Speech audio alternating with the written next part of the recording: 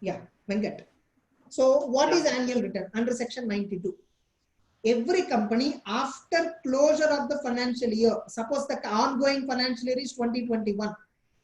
After closure of the financial year, maximum by 30th September 2021, company will conduct AGM, right? Yes. After conducting AGM, within 60 days, the company has to file an annual return. The company has to file an annual return. What happened during the year in the company? All legal details have to be filed with ROC. That is called annual return. Venkat, there is another concept called annual report. Annual report is not a legal document as per Companies Act. Annual report is given by, I will be showing you annual reports in auditing. Annual report is a report which is given by a company which describes about profile of the company, which describes about company future plan of action, which describes about directors details. A to Z will be there about the company, industry, everything. Annual return is something we will file with ROC. Annual report we don't file with ROC. Are you getting the point? Annual report we will file with SEBI. Listed companies generally release annual report, which will contain so many information, so much of information about the company. Annual return is different. Annual report is different. What we are discussing is annual return. Return means a summary. Always remember, return is a summary which is filed with ROC. Are you clear? Yes. So what actually annual return contains? Annual return contains details about the company, what is the business activity, who are the holding companies or subsidiary associate companies, getting it? What is the shareholding pattern, and what is the indebtedness of the company, like how many borrowings they have, who are members of the company, debenture holders of the company. Are you clear? And changes therein during the last financial year. Who are the promoters of the company, directors, KMPs. Are you clear? And who are all there? Like, and changes therein from the closure of the previous year. Like 31st March 2021 is the closure. Now you are filing annual return somewhere in October. Between any changes were there, that also have to file. Clear? What are the meetings that you have held? AGM details, EGM details, debenture holder meeting details, board meeting details, the dates on which it was conducted, audit committee meeting details, all that you have to mention. What is the remuneration offered to each director and key managerial person you have to file? Suppose no, for private companies, no, you need not give director wise. What is the aggregate remuneration drawn by all the directors? Single amount can be given. Are you clear? Yes. Yes. Now, on the company, is there any penalty punishment imposed? Any director are liable, and any director officers, and what are the compoundable offenses, appeals made, what are all the what are all the things happened with the company? You have to give that information. And matters related to certification of compliances and disclosure, company secretary certifications, all that. Details in respect of shares held by FIIs, foreign institutional investors, their names, country in which it was incorporated, and percentage held by them. So this basic information about a company, this is the basic information about the company. Every year company has to file. By what time the company has to file? Within 60 days. What is the time limit? Within 60 days from the date of AGM. Are you clear? Sir, suppose company did not have AGM. What is the due date identified? Due date of AGM. From due date of AGM, 60 days. Are you clear? Okay, sir. So this is the annual return. Now, annual return, no, it should be signed. I will tell you, Venkat, annual return is completely digital file. Now, whatever file we are filing with ROC, everything is digital. Signed means digital signature certificate. Are you clear? Sir, who should sign the annual return? One person company, small company, private company. Either a company secretary can sign, or where there is no secretary appointed for the company, director of a company can simply sign. Are you clear? Other companies like public companies, director as well as secretary must sign. Are you clear? Suppose if there is no secretary, CS, there will be some independent CS will be in practice, right? See here, there are two CS. One CS working in the company, another CS working independently, independent auditor. Suppose after you qualify CA, you can work in the company or you can practice on your own. So public company, CS certification is mandatory. Are you getting the point? Either the CS appointed within the company, or if not there, outside practicing CS signature should also be done. Now, one more point, remember, annual return signing is different. Annual return signing is different. Annual return certification is different, Venkat. Certification is different, signing is different. Signing is what? On behalf of company, I'm signing. What is certification? Whatever company filed, to best of my knowledge and belief, they are correct, I am verifying and signing. That is certification. Can I sign and can I only certify? No, sir. No, certification should be a different. Not only that, annual return, no. Whenever you are sending notice of AGM, all that to public, no. You will be sending board of directors report. To that you have to attach. Of course, if it is an IFSC public company or IFSC private company, this requirement do not apply. Sir, what is the time limit? Within 60 days you have to file from the date when the AGM is held. If AGM is not held, within 60 days from the date on which AGM would have been held, along with reasons for not holding AGM. Are you clear? Yes, sir. What is certification? Certification of annual return by independent company secretary in practice. Every company, this is mandatory, especially for listed companies. Getting it? Every company shall prepare its annual return in MGT7. There is a format MGT7. And in respect of specified listed companies, the annual return shall be certified by company secretary in practice. A company secretary who signs the annual return cannot certify the same. Correct? Yes, sir. Although there is no specific provision prohibiting this, it is not proper compliance for the same professional to sign, same professional to certify. Clear? So, certification of annual return, is it required for all the companies, Venkat? No. It is required for which companies? In case of listed company or a company with a paid up share capital of 10 crore or more or a turnover of 50 crore or more. All listed company certification is mandatory. Remaining companies whose paid up capital is 10 crore or more or turnover is 50 crore or more, for them only certification is required. Otherwise, certification isn't required. Venkat, are you there? Yes, sir. Now, what is the penalty for contravention? Penalty is a simple point which we can read later. When we are reading the material, we will discuss that. Now, inspection and preservation of annual return. Annual return shall be retained for 8 years.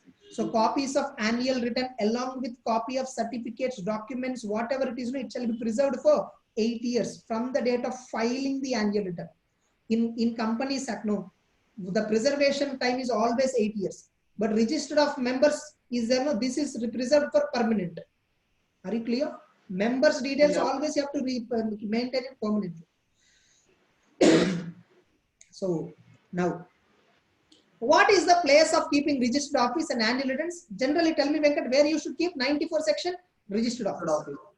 It can it be kept at other place within the same city? Yes, of course. Special resolution, if you take, you can keep it another place in the same city or town. Suppose I want to keep it some other place in India. Now, when can I keep? Only if 1/10 of the total members should reside there, and it shall be approved by special resolution. Yes or no? Yes. Sir, who can verify my registers? Register of members, register of debentures, register of beneficial owners, register of significant beneficial owners, indexes, annual return. Who can verify? Any person outsider, if at all they want to verify, they have to pay some prescribed fee. There is a fee which is nominal, 50 rupees, 10 rupees, 20 rupees, like that. Okay.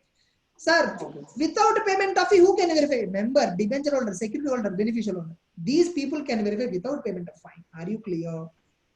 Now they can verify. When they can come and verify? Business hours. Sir, how much time we can give? Minimum 2 hours you have to give them to verify. Are you clear? Okay. Now, can they take copies, sir? Can they take a photo of that? Yes, of course. If at all they want to print out, no, copy, no, 10 rupees for each page. Clear? Yes. And now company, shall supply it within 7 days of deposit of, if at all it is not readily available. Are you clear? Now, company can prohibit certain particulars to be disclosed. Suppose you don't want to disclose phone number of all the members because it is violating confidentiality rules. So phone numbers and all you can hide. In that case, no inspection can be given. Are you clear? Okay. Now, preservation of these registers. What is the time? Sir, register of members permanently. Register of debentures and other securities, 8 years. Copies, whatever you are filing with ROC, 8 years. Like MGT forms are then MGT6, MGT7 annual return, all of them you have to preserve it for 8 years. What about foreign registers? Members related foreign registers permanent. Debentures related 8 years. Are you clear? Yes. That's it. So with this, the chapter is completely done. Which one? Part 1 of the chapter. Registers, annual returns. The topic is done. Shall we read now, Venkat? Yes, sir. Confidence? Yes, sir. Yeah, fine. Annual return. What is an annual return? Yeah, start reading, Pa.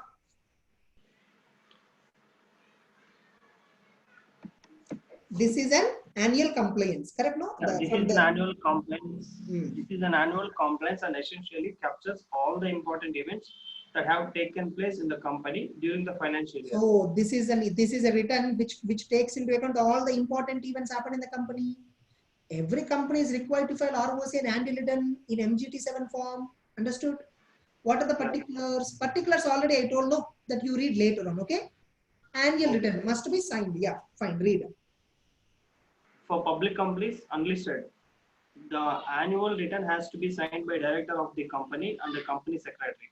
And in case there is no company secretary, by company secretary in practice. Means outsider company secretary in such case. Suppose if the company has an inside secretary, that inside secretary can sign. If at all they don't have an employee secretary, they can go and certified from an outside practicing company secretary. Are you clear? Now, yes. For one person company, private companies, and company secretary is not mandatory. Yeah. Yes.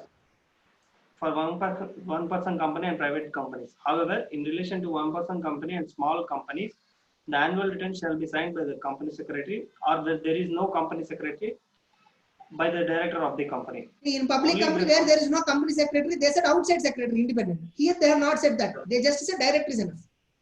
Now this kind of relaxation is there only when the company has not defaulted in filing annual returns, financial statements in the last 3 years. They have not defaulted. Only then this exemption is available. Otherwise, if they have defaulted, they have to go and get a CS certificate. Are you clear?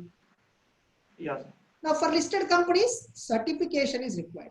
The annual return filed by listed companies or unlisted companies having paid up capital of 10 crore or more or turnover of 50 crore or more. 2 categories were given. Listed companies, one category, and other categories unlisted companies with a higher paid up capital, higher turnover. Shall be certified by a company secretary in practice, and that certificate shall be in form MGT8. This is called secretarial compliance. Secretarial compliance, we call it as. Yeah, next. It must state that. It must state that annual return discloses the facts correctly and adequately, and that the company has complied with all the provisions of the act. Who should state this? MGT8. Who is certifying company secretary? He shall declare that. Okay. Now attached to board of. Attachment to. Yeah. Fine. This is also a signed one only. This is not certified means certified only. Yeah, fine. Next. Attached to board report. Please read. Attached to board of directors report.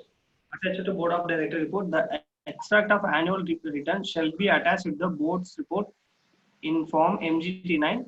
This requirement does not apply for special IFSC public and IFSC private companies. That's it. Filing with ROC. Filing with ROC 60 days. A copy of annual return shall be filed with ROC within 60 days from the date of AGM is held. They will tell you a copy of annual return shall be filed within 60 days from the date of AGM held. True or false? False. A annual return shall be filed within 60 days from the date of AGM held, or if no AGM is held, within 60 days from the due date on which AGM is supposed to be held. And reason should be given why you have not conducted AGM. Yes or no? Certification. Yes. This one you read. Certification of annual return by independent company secretary in practice. Every company shall prepare its annual return in form MGT7 and in respect of specified listed companies as mentioned above. The annual return shall be certified in by a company secretary in practice, and certificate will be in form MGT8. Yes. Next. A company secretary in practice who signs the annual return cannot certify the same. Although there is no specific provision prohibiting this, it will not be a proper compliance for the same professional to sign as well as. Actually, Venkat, this point is already covered in the above. But once again, we have given certification point separate because separate question can ask. Write about certification of annual return by company secretary in practice. The question will come that write about signing of annual return. Signing is different, certification is different. Are you getting it? Signing of annual return means one person company, small company, secretary can sign. If there is no secretary, director can sign. Listed, I mean, other companies, director and secretary can sign. If there is no secretary, practicing secretary outside.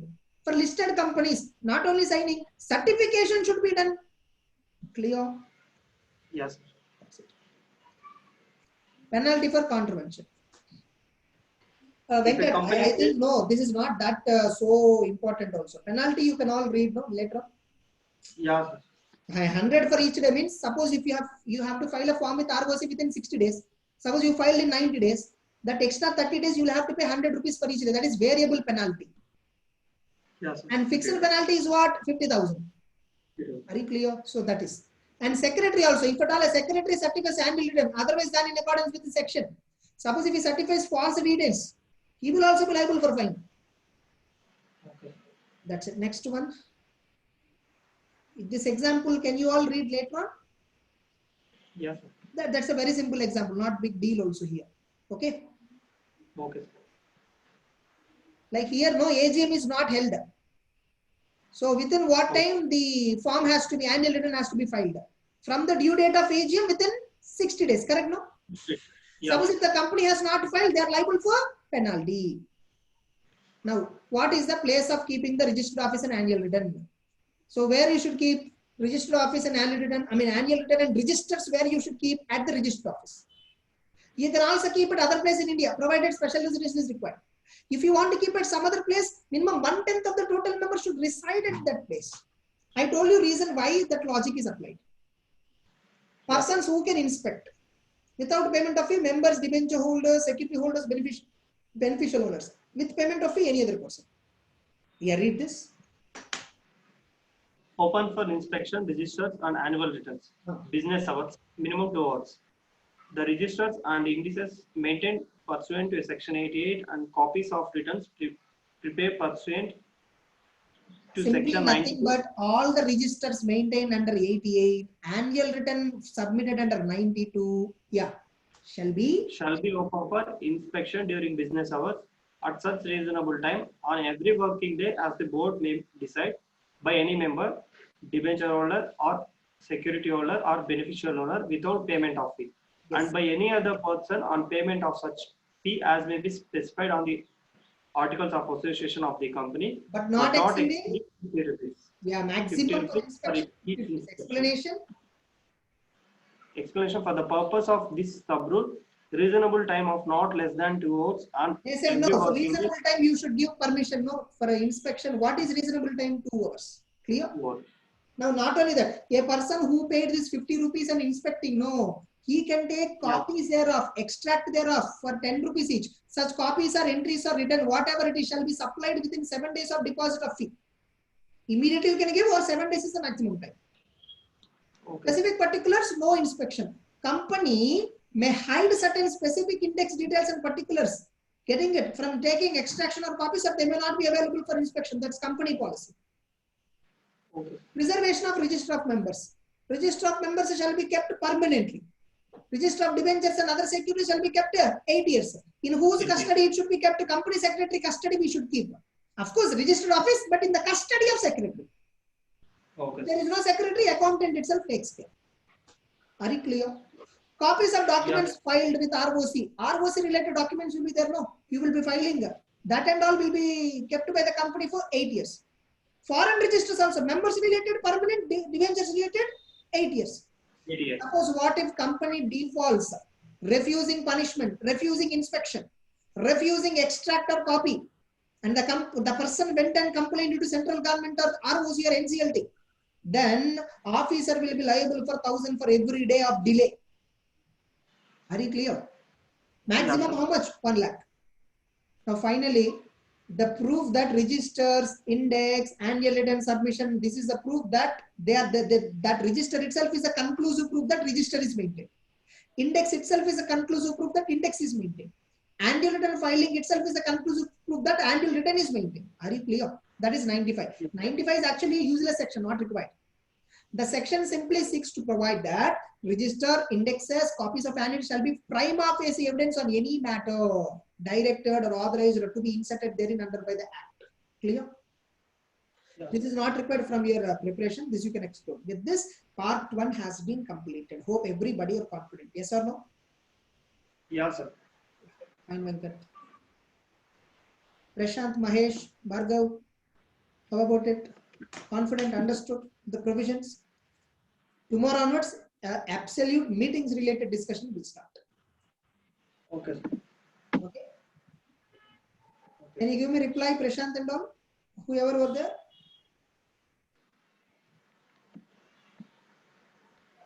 Fine, Venkat. Tomorrow we will start meetings chapter. Okay. Okay, sir. Tomorrow we will start meetings chapter.